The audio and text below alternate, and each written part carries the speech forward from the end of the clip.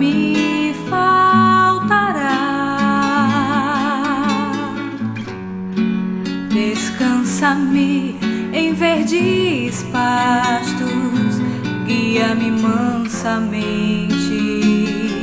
às águas tranquilas. Faz minha alma retornar, guia-me pelas veredas, faz justiça por amor de seu nome, por amor de seu nome.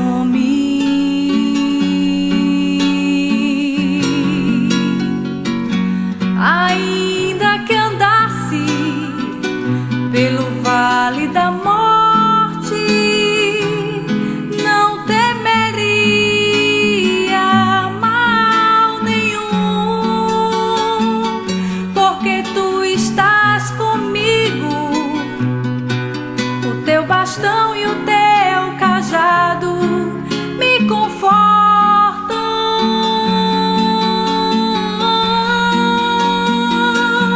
Preparas uma mesa perante mim, na presença dos que me provocam. Unge-me a face e o meu cálice transborda. Certamente que a bondade e a benevolência me seguirão todos os dias da minha vida, e voltarei à casa do Senhor por longos anos. Ponto positivo, convocando os bons espíritos para que possam conosco criar um ambiente apropriado para o trabalho do nosso irmão Alberto Almeida, falando sobre a família por dentro, ou falando sobre a família para todos nós.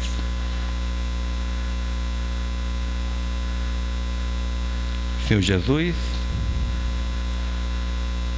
estamos aqui mais uma vez reunidos com o objetivo de refletirmos a respeito da família. Veio um irmão nosso de Belém do Pará que tratará deste assunto, e possam os espíritos envolvidos na tarefa da divulgação da Boa Nova, especialmente na área da família, lhe instruir ou inspirar para que as suas palavras, os pensamentos trazidos para todos nós tenham recepção apropriada, e daqui saiamos pacificados, ou nos preparemos para continuar neste diapasão, buscando contribuir em nossa e em outros lares com a paz familiar. Assim, aguardando cada vez mais a assistência amiga desses prepostos que não se cansam de nos ajudar, nós damos por abertos os trabalhos deste seminário com o nosso irmão Alberto Almeida.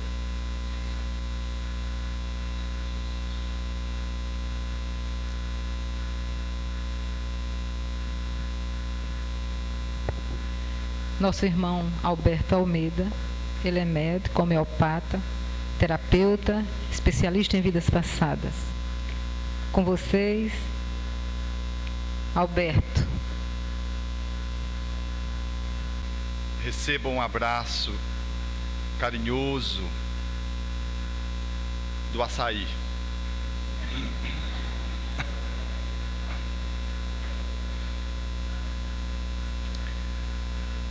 O Pará é caracterizado por umas tintas que fazem parte, curiosamente, de dois grandes eixos da nossa vida existencial na Terra. Um que toca as estrelas, que é uma palmeira, que é o açaí, cuja cor... Você sabe qual é a cor do açaí? Hein? Não. A cor do açaí é açaí. Porque não tem nenhuma cor igual à do açaí. Então ele ganhou o nome da cor. Cor de açaí. E um outro líquido igualmente precioso, que ao invés de tocar as estrelas, toca a terra, sob a terra. Vem das raízes, que é o tucupi. Eu costumo dizer que tudo no tucupi fica bom. É um líquido de cor amarelo dourado, delicioso, que tudo que você coloca nele fica gostoso. Ao ponto, numa dada circunstância, nessa dinâmica familiar, quando participávamos de um almoço, e o meu pai começou a colocar no prato uma quantidade excessiva que foi tomando volume, foi aumentando, ele se servindo. E como ele ia almoçar, não ia fazer alpinismo, eu disse para ele: menos, pai. E ele reclamou, e eu disse: o senhor morre pela boca, como um bom filho que sou. Ele olhou para mim e disse: mas morro de barriga cheia. Eu era filho e queria dar uma de pai, e pai duro. Minha mãe me acompanhava logo em seguida, viu a cena, e eu comecei a me servir do tucupi, o famoso tucupi. E era paca ao tucupi. E eu me servindo, disse: puxa, tudo no tucupi fica bom. E a minha mãe, que presenciou o ocorrido, aproveitou a circunstância e disse: é, meu filho, eu acho que vou colocar o seu pai no tucupi. Então, se pela família por dentro nós não dermos conta de resolver as encrencas, um pouco de açaí, um pouco de tucupi, talvez seja a solução para os problemas aparentemente insolúveis. Nós vamos analisar a temática dentro dessa ordenação estabelecida aí de horário. Mas vamos obedecer o conteúdo de uma forma diferente. O conteúdo que está posto do folder, nós vamos desenvolver em qualquer tempo dentro desse grande tempo, desses 3 módulos, ok? Então, de hoje e de amanhã. Então, fiquem tranquilos, nós não vamos seguir exatamente o folder, salvo o horário propriamente dito. E vamos fazer assim, a gente vai fazer uma fala, depois a gente faz o intervalo, conforme está previsto no folder, 17 horas. Quando a gente volta do intervalo, a gente volta já com as perguntas. Responde uma parte das perguntas e retoma a nossa fala. Na terça-feira, a gente começa respondendo algumas outras perguntas e pega novamente uma fala, ok? Assim a gente entremeia aquilo que eu trago e aquilo que é o emergente de necessidade que vocês trazem, de modo tal que possamos contemplá-la de um jeito ou de outro. Combinado? Para iniciar, é importante saber com quem eu estou falando. Então eu quero saber quem pertence a uma família saudável. Levante o braço.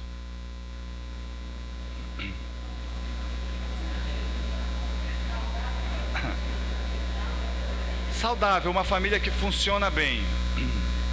Saudável. Quem participa de uma família que não é saudável, uma família disfuncional, levante o braço. Eu estou na Paraíba, eu me esqueci. Não precisava nem perguntar, porque a impressão assim, estatística, numa olhadela, na amostragem, é de que talvez 10% não são saudáveis. E 90%, em torno de 90%, 85% a 90%, são de famílias saudáveis. Eu poderia fazer como Nasruddin. Nasruddin era um mestre sufi. Ele foi convidado para fazer uma palestra e cuja temática era sobre amor.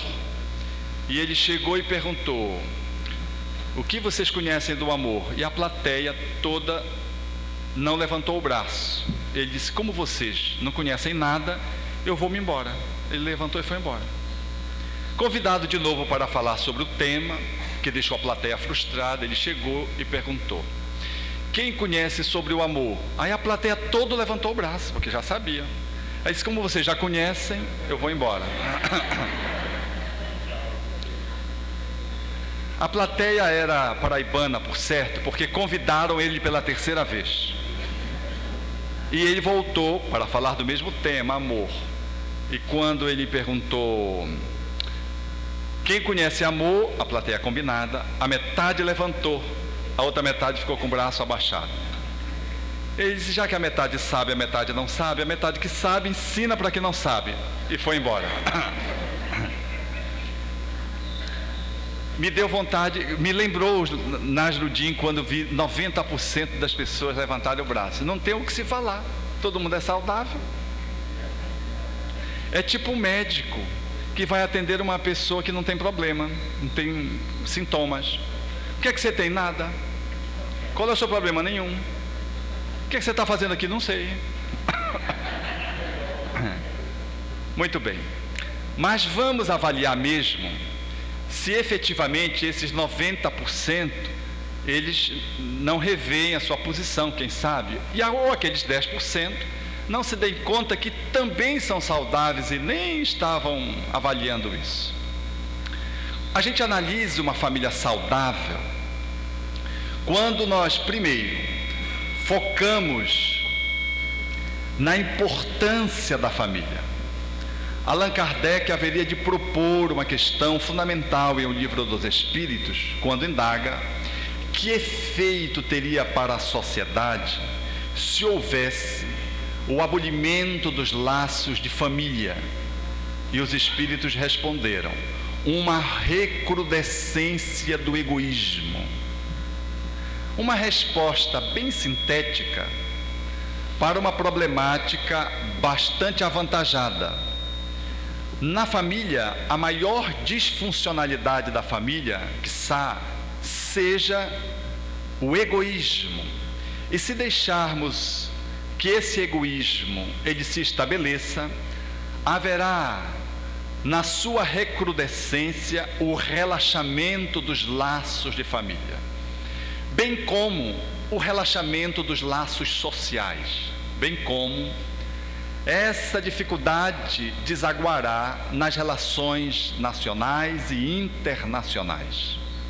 A família, sem sombra de dúvida, ela detém a capacidade de apertar os laços sociais. Se percebermos hoje no cenário nacional e darmos conta das figuras, das personalidades, das pessoas que gerem o nosso país na conta de senadores e deputados, dentro da Câmara ou das câmaras mais importantes em termos de gestão de poder público em Brasília, 2/3 dos políticos estão encrencados com alguma demanda legal judicial. 2/3. É de se perguntar o que é que está havendo. E é de se avaliar o que aconteceu com este tipo de profissão.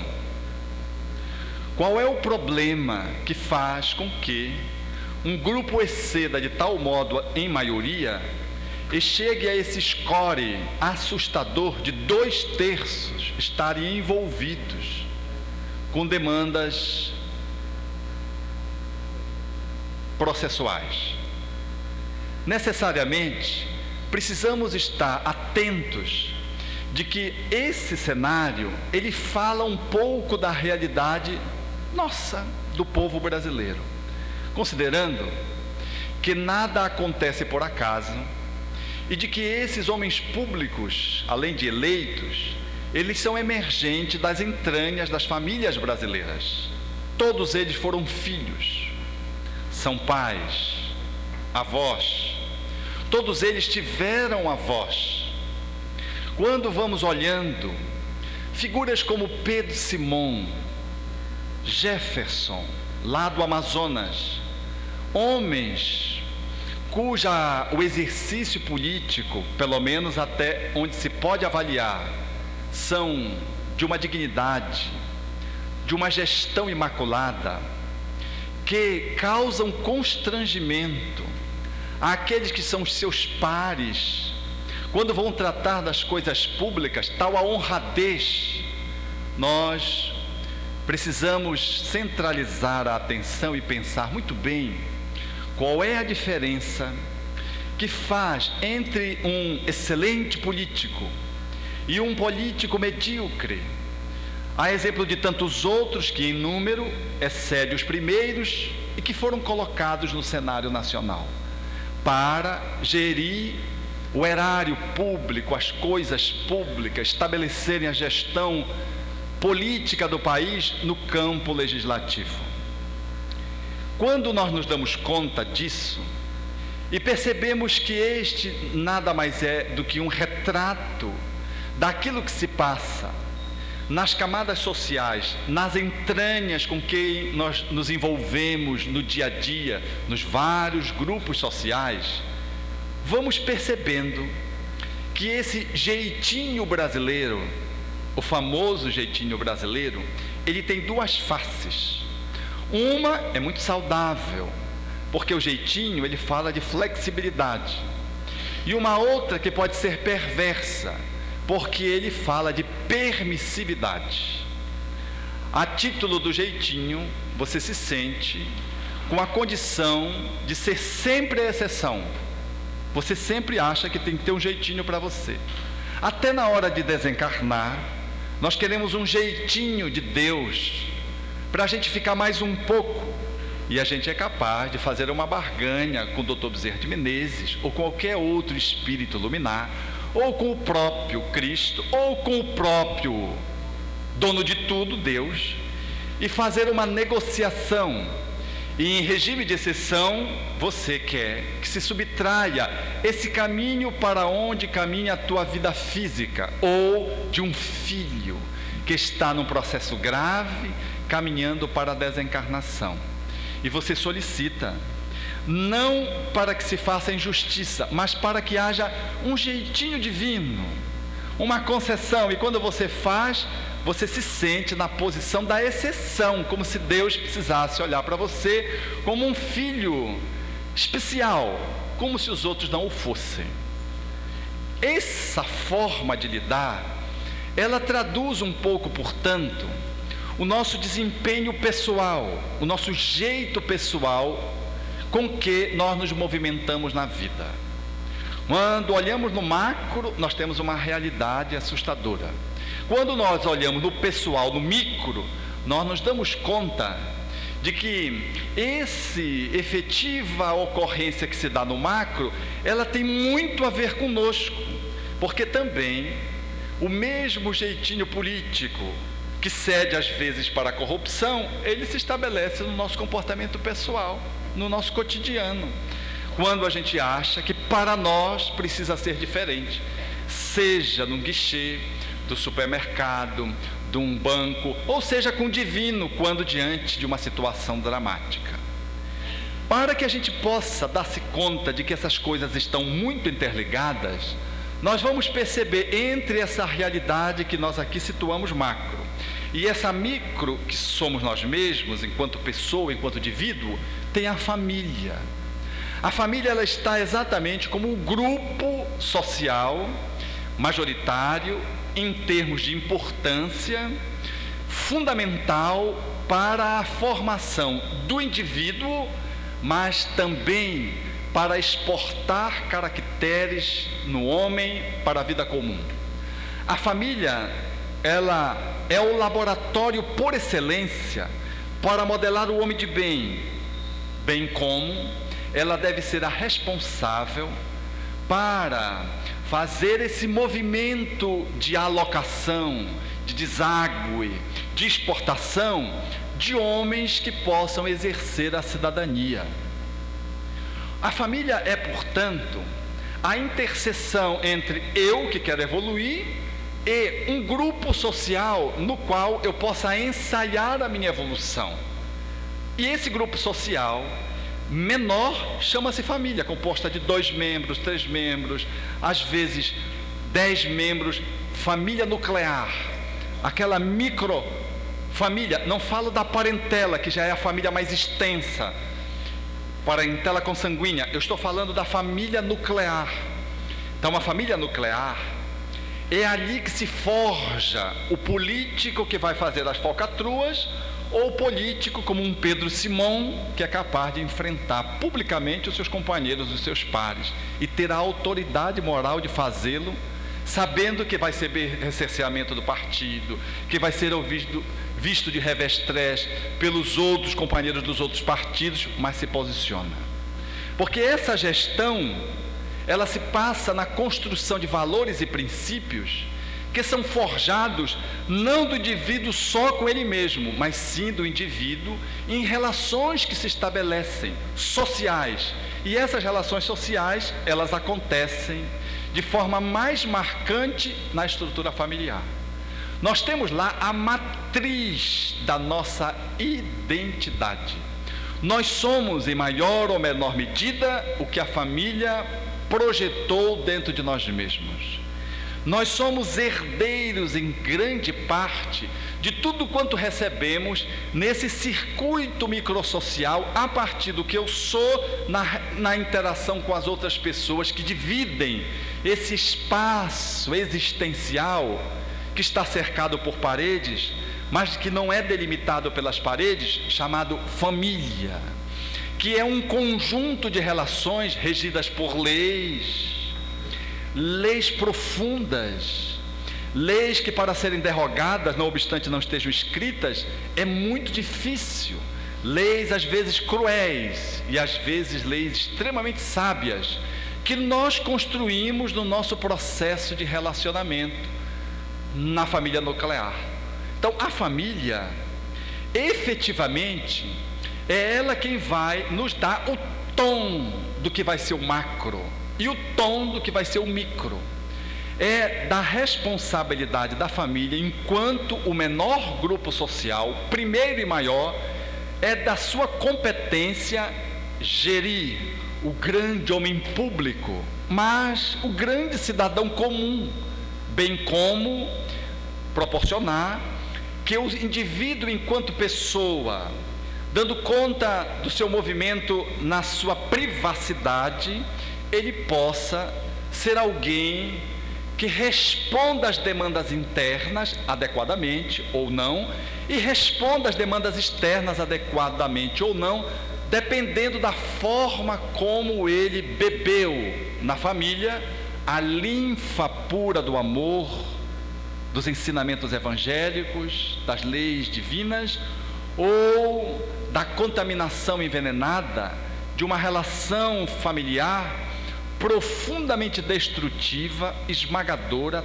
traumática, que haverá de ter repercussões na sua movimentação enquanto indivíduo em si mesmo e enquanto todas as suas relações sociais, em quaisquer níveis, seja no nível profissional, religioso, seja na sua família que haverá de construir em qualquer nível, desde o âmbito pessoal ao privado, ao âmbito familiar, ao âmbito público.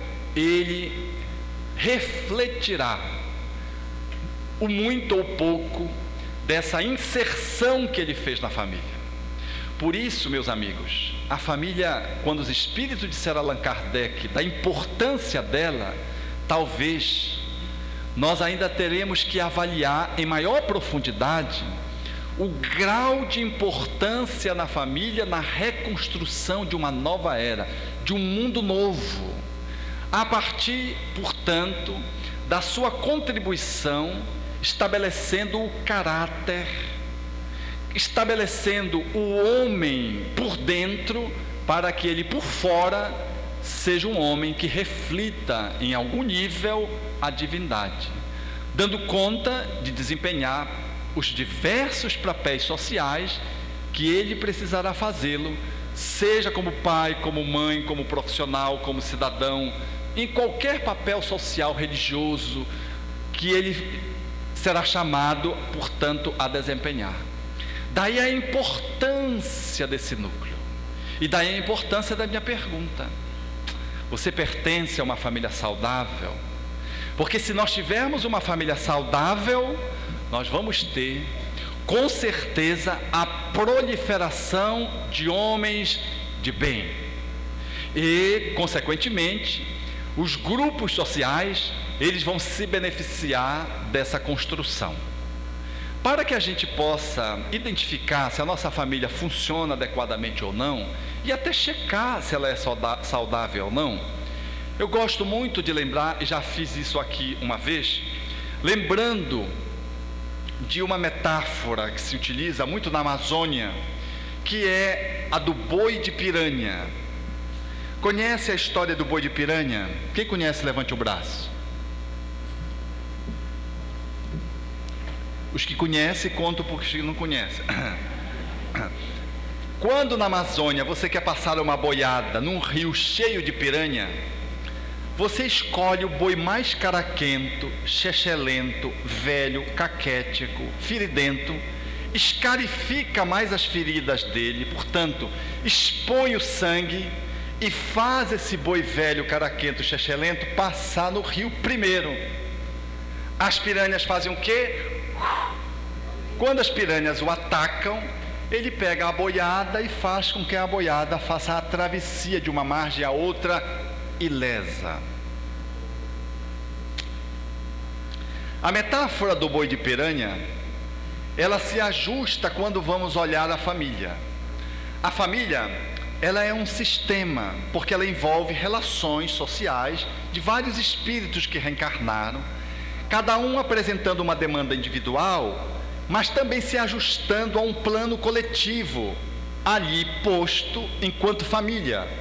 É por isso que nós reencarnamos no mesmo espaço. A reencarnação, ela nos coloca em função das nossas escolhas, sejam escolhas adrede preparadas, programadas, portanto planejadas ou não, porque uma gestação que surja na ocasionalidade, portanto que não esteja programada, considerando que nem toda encarnação é programada, elas também, mesmo não sendo programada, ela está subordinada ao livre-arbítrio daquele que busca um relacionamento sexual e viabiliza uma reencarnação que não estava numa pauta de planejamento, por exemplo, daquele pai, daquela mãe, nem daquele espírito. E surge aquele espírito, ele renasce, em função de uma conjuntura circunstancial estabelecida naquele momento. Portanto, é uma reencarnação que se estabelece dentro de uma perspectiva não programada, mas que responde a escolhas que se fazem às vezes precárias. Emmanuel chega a citar e chamar os espíritos intrusos, falando dessas encarnações, quando algum espírito, por exemplo, renasce no lar não programado em função das afinizações psíquicas que se estabelecem com os pais, com este ou com aquele, e esse espírito surge e não estava programado.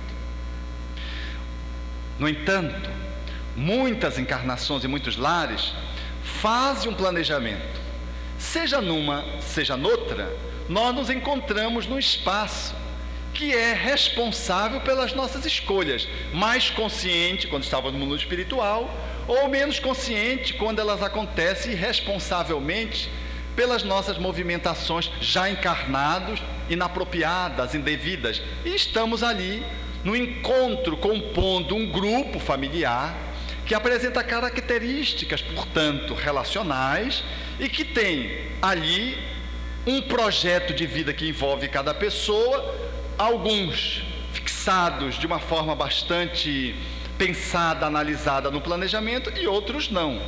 reunimos e compomos um sistema. Esse sistema, portanto, ele funciona bem ou não funciona bem, dependendo da forma como nós nos relacionamos dentro da família. E para que a gente perceba se ele funciona bem ou não funciona bem, a gente faz como faz com o corpo. Por exemplo, quando é que você sabe que você tem saúde ou quando você está doente? Você sabe que você está doente quando você tem um sintoma. É uma dor, é uma febre, é uma diarreia, é uma manifestação de uma erupção. Aí você olha, ele não está bem, está se coçando muito, coça-se aqui, coça-se acolá. Quando você está bebendo água demais, quando você está urinando demais ou urinando muito pouco, mas fulano está urinando muito pouco, nosso filho está urinando muito pouco, ou então está urinando demais ou está bebendo água demais. Ele apresenta um sintoma, aí você procura o médico. A família, ela funciona exatamente assim. Ela é um sistema que, quando ela não está funcionando bem, ela se revela através de um sintoma.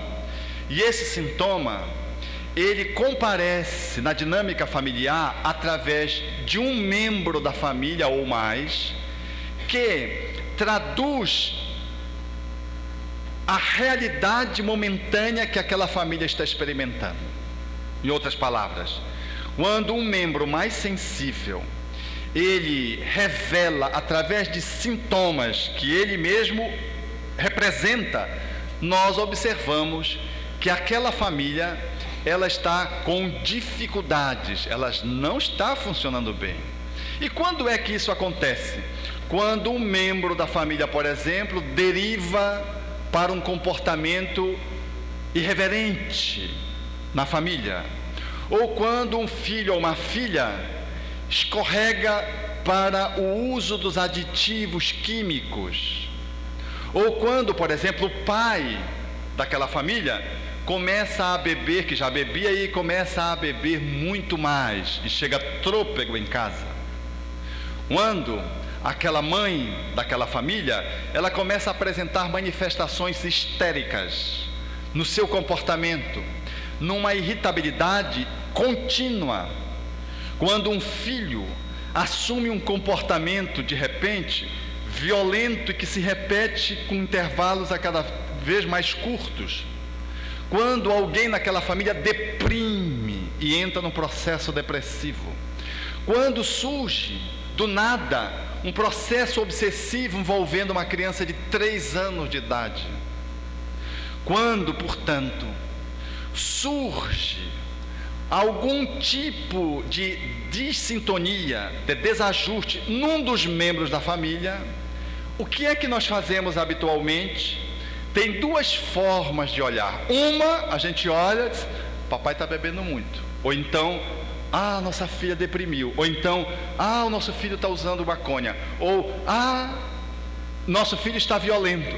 A mamãe está agressiva desmedidamente. O nosso avô está pensando em suicídio. Essa forma de olhar é uma forma interessante, porque é a forma mais comum. Nós identificamos o problema, identificamos o sintoma. E aí, o que é que vem na forma de olhar e de tratar esse sintoma? O que é que a gente faz? Se o problema é o filho que está usando droga, vamos tratar o filho. Se é o vovô que está pensando em suicídio, vamos acolher esse vovô, porque ele está mal. Vamos levá-lo ao médico, vamos levá-lo ao psicoterapeuta. Se é a mãe, é o pai, a gente procura, olha para a pessoa problema e procura ajudar a pessoa, levando aos profissionais para que a pessoa se trate. Não é assim que a gente faz habitualmente? A gente não leva o obsediado para a casa espírita para ele ser atendido, receber passe, agora fluidificada. Não é assim que a gente faz? Você precisa se tratar, você está com obsessão. Você precisa se tratar, você está muito agressivo. Você precisa ir a um profissional, você precisa tomar um medicamento. A gente medica às vezes a própria pessoa. Essa é a primeira forma. É uma forma interessante, mas pequena, reduzida e incompleta. Uma outra forma mais engenhosa de se olhar essa situação é perceber que aquele membro da família é um membro espelho. Ele tão somente retrata o que se passa na estrutura familiar e denuncia isso através de um comportamento desalinhado. Ou seja, quando um filho começa a usar droga, ao invés de eu dizer por que ele está usando droga, a gente faz assim: o que é que está acontecendo com a nossa família que o nosso filho está usando droga? Ao invés de dizer a nossa filha deprimiu, o que é que está acontecendo com ela, a gente inclui uma pergunta, não exclui a primeira, mas inclui uma outra e diz: o que é que está acontecendo com a nossa família que a nossa família deprimiu? Ao invés de olhar o que está acontecendo com o vovô que está pensando em suicídio, a gente tem que se perguntar o que está acontecendo conosco, família, que o vovô está pensando em suicídio. A gente faz exatamente como um médico faz quando a gente está com o dedão do pé doendo, numa crise de gota. Vai lá o médico, não adianta você tomar analgésico, não vai resolver. Não adianta colocar lá um banho de água quente, de gelo, não vai resolver. Não adianta passar andiroba, que não vai resolver. Não adianta passar cânfora, não vai resolver. O médico olha e diz: o seu organismo está comprometido no metabolismo do ácido úrico. Ou seja, você precisa fazer uma reeducação de vida para fazer uma alimentação mais saudável para o dedão do pé não doer. Não é o dedo que está doente, é a pessoa que está doente. Perceberam a diferença? Eu não vou tratar o dedo, eu vou tratar a pessoa. Eu não vou tratar o membro da família só, eu vou tratar o grupo familiar. O membro da família é a porta de acesso à família. Ele é o elemento código que fala que a família está disfuncional. Ele denuncia que a família não vai bem. Se eu tiver esse olhar, eu vou amplificar a minha percepção e vou tirar o foco do indivíduo somente para focar na família. Faz sentido? Ao invés de perceber simplesmente aquele membro como um membro, uma ovelha negra, ao invés de simplesmente olhá-lo como o bode expiatório, como o boi de piranha, eu olho a família como sendo a que apresenta dificuldade, e aquele membro, ele em sendo mais sensível, mais frágil, é ele que do jeito dele fala da doença da família, doença espiritual, doença emocional da família. Essa família não está indo bem e por isso aquele membro agora faz a delação dessa família. Ele comunica que essa família não está bem. Ele denuncia que a família não vai bem. Então, quando alguém na família apresenta uma disfuncionalidade, quando alguém na família adoece, nós precisamos perguntar se a família toda não está doente. E por isso, aquele membro adoece. Eu vou ilustrar com 2 exemplos. A criança sempre adoece e fica com febre quando os pais começam a querer se separar. Todas as vezes que os pais começam a falar em separação, ela adoece. E quando ela adoece, o que acontece com os pais? Eles esquecem a separação, deixa para depois e vai tratar da criança que está doente. Aí a criança custa melhorar, dando tempo para os pais se recomporem. Quando ela melhora e passa-se um tempo, o que acontece com o casal que não se trabalhou? Começa de novo a buscar a separação. Aí o que acontece com a criança? Ela adoece. Quando a mãe vai viajar, o filho faz a crise de asma.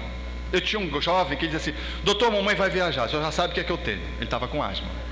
Ele já identificava. Todas as vezes que a mãe se distanciava, a companhia do pai era muito desagradável, então ele ficava muito solitário sem a presença da mãe. E a mãe ocupava um lugar público